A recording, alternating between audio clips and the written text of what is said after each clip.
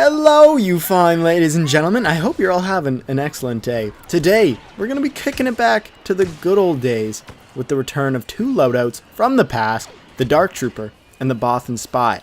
Now, I was watching some of my old videos, and I realized I did all these loadouts, but I never really determined which was truly the best. So I thought, you know what?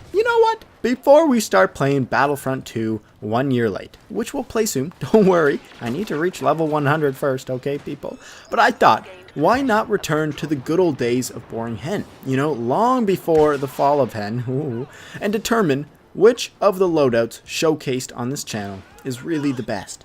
Now, I am well aware that I have videos on this channel titled The Best Loadout in Battlefront, but the rules of this game have changed because 1, no one plays this game anymore, and 2, the only people that do play it play either Walker Assault or Supremacy. And since the vast majority of my loadouts on the channel were meant for smaller game modes, it's time to take them for a spin one last time in the big leagues and see how they hold up. So let's get into it. I'm going to keep these loadout reviews nice and concise because I look back at my old videos and they just went on and on and on. So let's not do that again. Alright, let's begin with the Dark Trooper loadout, modeled after the Dark Trooper from the original Battlefront 2. Now, in that game, the Dark Trooper was kind of a high-level character, You had to build up some points before you could play as him. So once you got the Dark Trooper, you had a bit of an advantage. And you know what? This loadout honestly lives up to that reputation. So here's a little breakdown of this loadout. The CA-87, obviously a close-range blaster. The Scout Pistol, to add a little variation and a great plan B if the blaster doesn't work out.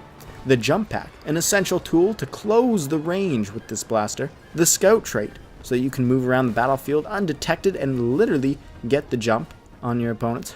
Oh, that was a good one. And finally, the Focus Fire star card, which makes the CA-87 crazy powerful. And I was really surprised with this loadout because it definitely seems like a small game mode loadout. But you know what? It holds its own on these large maps for sure. Now, without Focus Fire, not so much. But with Focus Fire, yeah, it's pretty good. Now, the Jump Pack is great for closing distances and obviously makes traversing the large maps a lot easier. But I definitely suggest playing in favor of the Scout Trait, not necessarily pulling off huge flanks and coming up on the other side of the enemy team, but just in terms of playing more as a lone wolf and sneaking around a bit.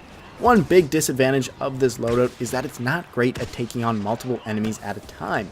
Even though the CA-87 can usually take down an opponent in one shot, it does have that little cooldown between every use, making it pretty easy for an enemy to take you down in between shots. So here's a few things you can do to buffer that downside.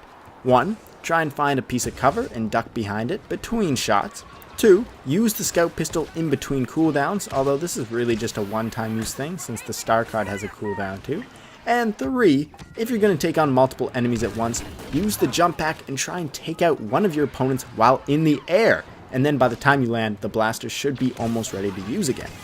Another disadvantage of this loadout, of course, is just how expensive it is, because really you need to be using Focus Fire a lot.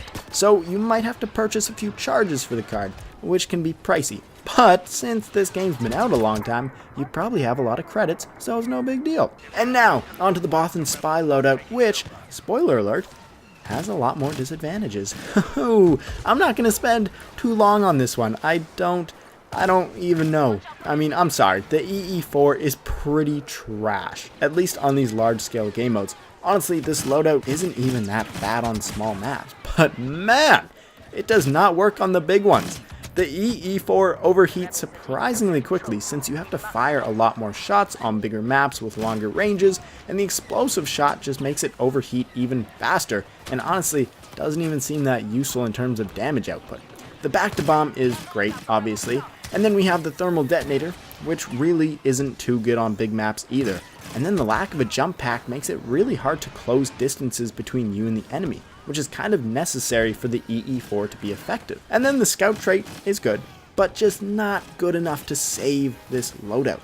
So all in all, it's not a bad loadout, but it's not the ideal one for large game modes on big maps. So this is going to be a clear victory for the Dark Trooper, and it will be the first to be added to the list of contenders for the best loadout in Battlefront 3 years later. Once we do a few more of these videos, we'll have a bigger list, and we'll do one final video where we determine the best loadout of the bunch. Hopefully, we'll be playing Battlefront 2 by then, and this channel will be a little more relevant. I don't even know why I'm still playing this game, really. I don't, actually. It is good, though. I'm not gonna lie, this game is good. But just no one plays it, which is unfortunate. But don't worry, we're gonna reach level 100, and then we'll do Battlefront 2, and we're all gonna have a good time.